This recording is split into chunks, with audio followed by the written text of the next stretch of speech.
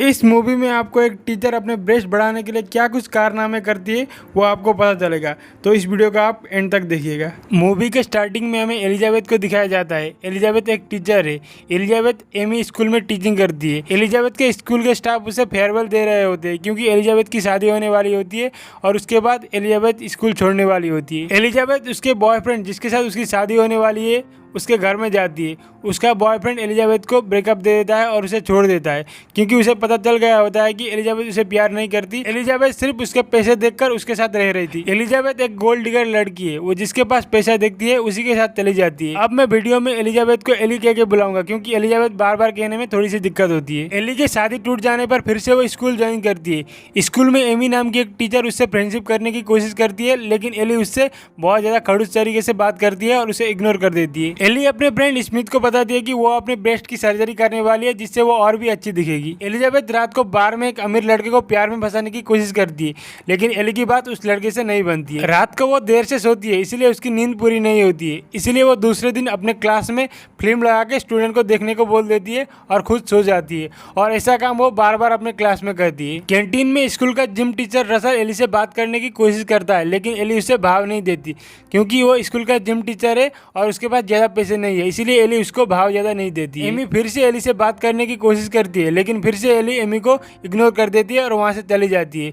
लेकिन वहां से जाते वक्त उसकी नजर पड़ती है स्कूल के नए टीचर स्कॉट पे। एली स्कॉट के पास जाती है और उससे बात करती है। देखकर लगता है कि एली स्कॉट से थोड़ा बहुत इंटरेस्टेड है। एली अपने ब्रेस्ट के सर्जरी के लिए डॉक्टर के पास जाती है लेकिन उसे पता चलता है कि सर्जरी के लिए उसे $9,300 देने पड़ेंगे। एली के पास इतने पैसे नहीं होते, फिर भी एली हार नहीं मानती और पैसे का जुगाड़ करने लगती है लेकिन एंड में वो पैसे का जुगाड़ नहीं कर पाती है। दूसरे दिन एली को एक स्टूडेंट से पता चलता है कि हर साल वो लोग कार वॉशिंग करते हैं और लास्ट ईयर उन्होंने कार वॉशिंग करके $6,000 इकट्ठा किए थे और इस प्रोग्राम को लीड करती है एमी। इतने पैसे सुनकर एली को लालच आ जाता है और वो प्रिंसिपल से जाकर रिक्वेस्ट करती है कि इस साल एमी के बदले वो इस प्रोग्राम को लीड करेगी और प्रिंसिपल मान भी जाते हैं। दूसरे दिन कार वॉशिंग प्रोग्राम में एमी छोटे कपड़े पहन के आती है और वहाँ पे बहुत लोग इकट्ठा हो जाते हैं और कार वॉशिंग करवाते हैं जिससे उनको बहुत ज्यादा प्रॉफिट होता है। अब एमी को लगता है कि ये सब पैसे एली अपने पर्सनल यूज के लिए इस्तेमाल करेगी, इसलिए वो सारी बातें जाके प्रिंसिपल को बता देती है लेकिन प्रिंसिपल एमी की बात को नहीं सुनते और उसे इग्नोर कर देते हैं। एली की सर्जरी की बात एमी स्कॉट के आगे बता देती है लेकिन स्कॉट एली को सपोर्ट करता है। स्कॉट कहता है कि अगर इंसान अपने आप से खुश नहीं है तो बदलाव लाने में कोई दिक्कत नहीं है। स्कॉट एली को अकेले में बताता है कि वो एमी से प्यार करने लगा है लेकिन एली ऐसा नहीं चाहती थी,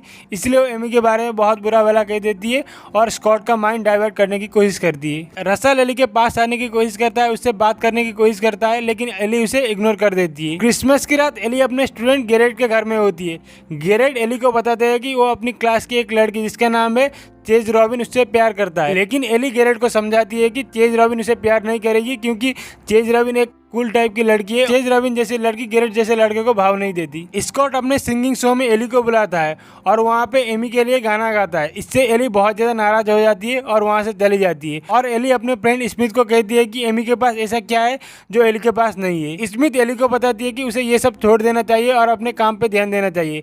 अगर वो अपने काम पे ध्यान देगी तो उसे बोनस भी मिल सकता है। उसके बाद एली स्मिथ से पूछती है कि कैसा बोनस, और स्मिथ एली को बताती है कि हर साल स्टेट लेवल में एक एग्जाम होती है और उस एग्जाम में जिस टीचर की क्लास हायर स्कोरिंग करती है उस टीचर को $5,700 मिलते हैं। अब एली पैसों के लिए अपने स्टूडेंट को स्ट्रिक्टली पढ़ाना स्टार्ट कर देती है लेकिन इतने महीनों से वो पढ़ाने की बजाय फिल्म दिखा रही थी जिसकी वजह से उसके स्टूडेंट पूरी तरीके से प्रिपेयर नहीं हो पाते और उसे पता चल गया होता है कि उसके क्लास के स्टूडेंट हाई स्कोरिंग नहीं करने वाले। अब एली स्टेट लेवल के एग्जाम के इंचार्ज से भेष बदल के मिलती है और उसे सीरियस करने लगती है और उसके ड्रिंक में बेहोशी की दवा मिला देती है जिसे पीकर वो बेहोश हो जाता है और इसी बात का फायदा उठा के एली आंसर फाइल चुरा लेती है। एक महीने बाद स्टेट लेवल के एग्जाम के रिजल्ट आ जाते हैं और एली की क्लास टॉप करती है और एली को वो पैसे मिल जाते हैं जिससे वो अपने ब्रेस्ट के सर्जरी के लिए अपॉइंटमेंट फिक्स करती है। एलिजाबेथ एमी को सबक सिखाना चाहती है इसलिए एलिजाबेथ एक एप्पल में एलर्जी की दवा डाल देती है।